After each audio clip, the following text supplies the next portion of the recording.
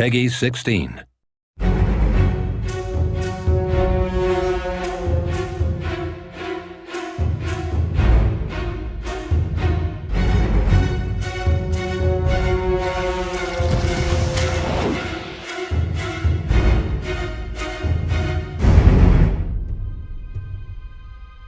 So with Tyranny, we wanted to go with a more stylized view for our characters and environments. It sort of has a nostalgic element. It also has an element of the new as well.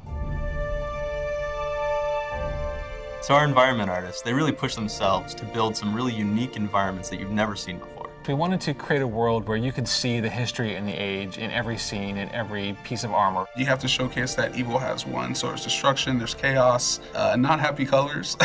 We wanted to take the environments and still make them a place you really want to explore. It's war-torn and oppressed, but with the art style, we tried to create a little bit of levity with that. It makes it feel like a place where people driven by real human intent and emotions could actually live. There are lots of characters. There's all the companions. All the archons. The disfavored. The innocent bystanders. The armies. And I try to make each one of those its own special character. I would love to say that I art directed that, but this is one of those moments where you allow an artist to be creative and they give you something back that's more than expected. Look at that dude.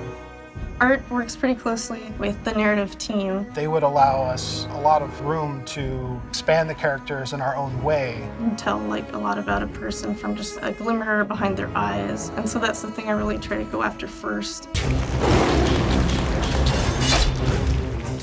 I would talk to narrative and be like, what is the backstory of this guy? What made him who he is today? We get a description like for Siren, who's a 16-year-old opera singer. We Google like opera singer, we're like, no, not that one, that's not right. If we can't find any reference, we would then act out the reference. We have tons of swords and tons of shields. The most interesting human to get to move in our game would be the Beastmen because they're just so unique. I bought like a pair of Hulk gloves, put those suckers on and started running around the office or running around outside. We made quite a scene.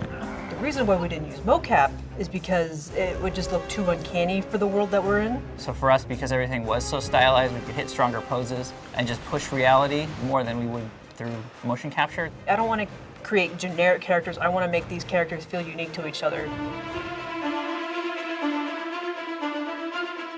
What I'm most interested in when I'm writing the music for a score is the people that live in this world, that inhabit this world, because that's really what gives it its humanity.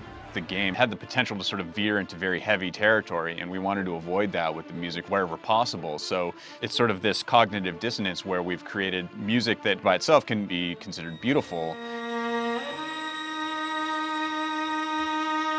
and it's juxtaposed with this pretty evil guy, you know, or girl. That was really important because we don't want the player to necessarily feel overburdened by all these very heavy decisions. We wanted them to feel like they could play this game for hours on end.